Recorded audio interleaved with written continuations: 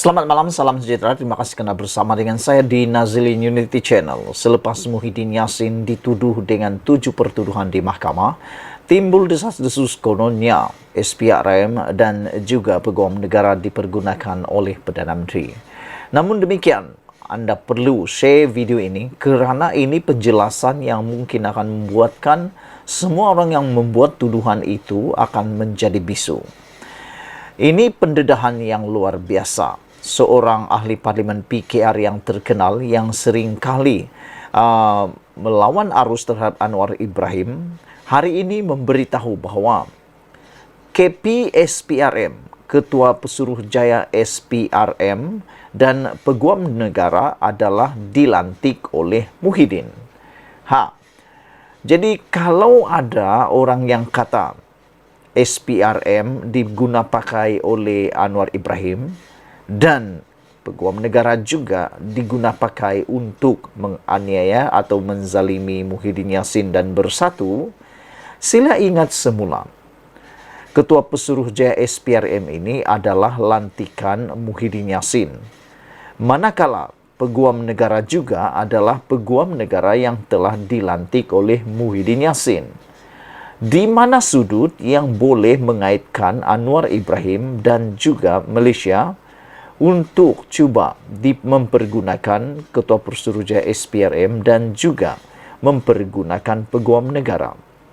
Saudara-saudara sekalian, ahli Parlimen Pasir Gudang Hassan Karim mengingatkan bahawa Ketua Pesuruhjaya SPRM Azam Baki dan Peguam Negara Idrus Harun dilantik ke jawatan masing-masing ketika pentadbiran Muhyiddin Yassin. Justru, Hassan berkata dia yakin tidak wujud unsur pendakwaan politik maupun terpilih terhadap Muhyiddin yang kini berdepan 6 pertuduhan salah guna kuasa dan pengubahan wang haram. Saya setuju dengan kenyataan media SPRM dan Peguam Negara bahawa tidak wujud pendakwaan terpilih atau pendakwaan politik untuk sengaja menzalimi ahli politik dan pemimpin tertentu. Dua ketua agensi kerajaan ini dilantik oleh Perdana Menteri ke-8 iaitu ahli Parlimen Pagoh sendiri, iaitu Muhyiddin Yassin. Kita perlu menjaga imej dua agensi terpenting pelaksanaan undang-undang ini, iaitu SPRM dan Pejabat Peguam Negara, katanya menerusi siaran langsung di Facebook hari ini. Semalam Muhyiddin dihadapkan dengan 4 pertuduhan menggunakan kedudukan mendapatkan rasuah RM232.5 juta dan 2 kesalahan pengubahan wang haram membabitkan RM195 juta. Susulan itu, sejumlah pemimpin Perikatan Nasional menyifatkan pertuduhan itu sebagai berniat melemahkan Bersatu dan Perikatan Nasional. Sebelum ini, 2 pemimpin Bersatu turut dihadapkan dengan pertuduhan rasuah berkaitan program Jana Wibawa, iaitu bekas Ketua Penerangan Wan Saiful Wanjan dan Timbalan Ketua Bersatu Segambut Adam Radlan Adam Muhammad. Selamat malam, salam sejahtera. Agar dilihat berbeza dengan Zahid Hamidi, Muhyiddin tiada pilihan lain selain harus undur diri atau bercuti. Sebelum saya teruskan ulasan yang hangat pada malam ini, jangan lupa tekan butang subscribe, share video ini supaya semua orang tahu bahawa Muhyiddin Yassin kini layak untuk bercuti panjang ataupun meletakkan jawatan. Agar dilihat berbeza dengan Zahid Hamidi, Muhyiddin tiada pilihan lain selain harus undur diri atau bercuti.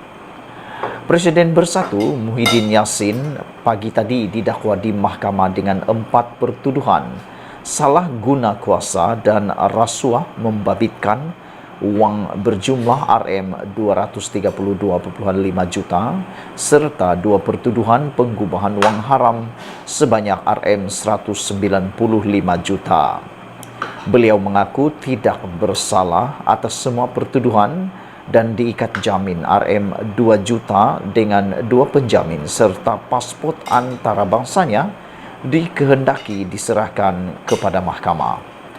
Isnin nanti beliau akan berdepan satu lagi pertuduhan di Mahkamah Shah Alam, menjadikan jumlahnya semua 7.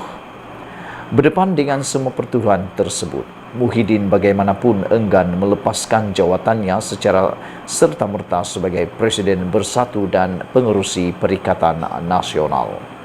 Beliau sebaliknya mahu menyerahkan segala keputusan kepada Majlis Kepimpinan Tertinggi MKT Bersatu untuk menentukan kedudukannya. Muhyiddin berkata, saya akan bawa kedudukan saya kepada MKT Parti untuk mereka putuskan. Saya akur dengan apa saja ketetapan MKT yang akan bermusyawarat dalam tempoh terdekat ini, kata Muhyiddin Yassin. Kenapa Muhyiddin enggan melepaskan jawatannya secara serta-merta? Ini persoalan yang sedang tular dalam media sosial sejak beberapa jam yang lepas. Anda share video ini supaya semua orang tahu persoalan besar kenapa Muhyiddin enggan melepaskan jawatannya serta-merta.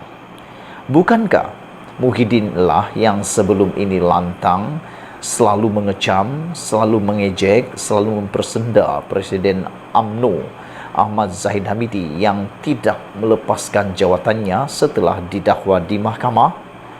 Lebih daripada itu, ketika Wan Saiful Wanjan didakwa di mahkamah baru-baru ini, Muhyiddin sendiri setuju menerima peletakan jawatan ahli Parlimen Tasik Gelugur itu sebagai Ketua Penerangan Bersatu. Bahkan, Muhyiddin berkata, peletakan jawatan itu bererti Bersatu telah menetapkan satu standard supaya apabila seseorang itu dituduh di mahkamah, ia tidak menimbulkan salah pandangan terhadap parti. Kenapa sekarang Muhyiddin sendiri enggan melepaskan jawatannya secara sukarela dan masih mahu menyerahkannya kepada MKT? Melihat kecenderungan beberapa pemimpin Bersatu yang gila-gila mempertahankan pertuduhan terhadapnya sekarang ini, keberangkalian untuk MKT Bersatu setuju membuat keputusan memintanya berundur atau bercuti ternampak amat tipis sekali.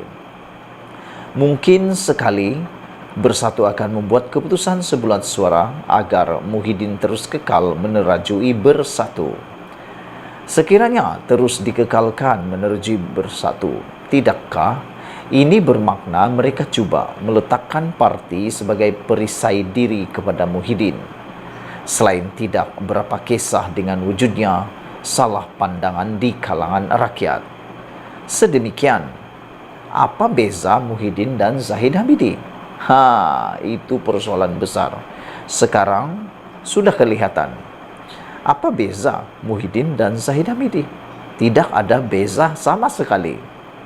Mungkin ramai yang berhujah bahwa sandaran tidak perlu berundur atau bercuti itu adalah kerana pertuduhan terhadapnya berupa pendakwaan terpilih dan bermotif politik oleh parti yang menguasai kerajaan bagi tujuan untuk melemahkan Bersatu. Jika begitu, sekali lagi, apa bezanya dengan Zahid Hamidi yang juga menggunakan alasan yang sama sebelum ini? Pokoknya sekarang, jika Bersatu telah menetapkan satu standard yang berbeza dengan lain-lain parti, terutamanya yang seringkali diejek, seringkali dikecam, seringkali dimomok adalah UMNO, yaitu Parti UMNO, tiada langkah terpuji lain bagi Muhyiddin selepas didakwa ini, melainkan mesti secara sukarela mengambil pendirian, mengundur diri atau bercuti daripada menerajui Bersatu. Bersatu mesti diterajui oleh pemimpin lain yang bersih dan tiada kes mahkamah. Kalau tidak, bagaimana Bersatu mahu dilihat lebih baik di mata rakyat, sambil diiringi cita-cita untuk menjadi pengganti kepada UMNO? Kalau perangai Muhyiddin lebih kurang sama saja dengan Zahid Hamidi, apa bezanya UMNO dengan Bersatu? Ditulis oleh Sabudin Husin di Waswail Nazilin Unity. Share video ini, ikuti terus ulasan selepas ini.